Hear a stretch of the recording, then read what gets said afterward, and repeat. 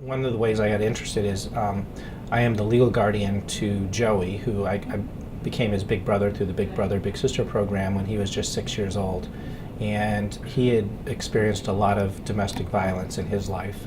And I ultimately, when he went into high school, became his legal guardian because his life at home was pretty rough.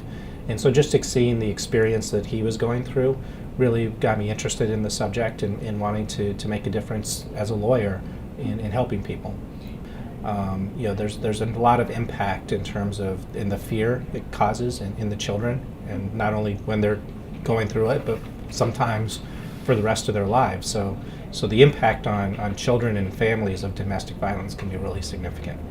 And in many cases, role models can make a significant difference. Just letting the children who are being affected by the domestic violence see that that's not the way it is every place, and that there are stable homes, and that there are more there are better situations out there. And I think giving them that opportunity, I think, gives those kids hope, and gives, lets them see that there is a different way to act and behave. In terms of the work that I do, what I see is a lot of times the abusers will use the legal process to further their abuse and control.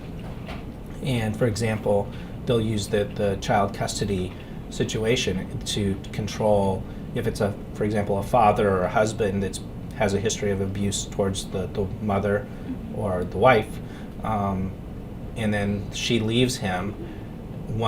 Usually people that abuse like to have power and control, and the way that they can continue that power and control over that person is to try and fight them through the courts for custody of their children. And I see that all the time.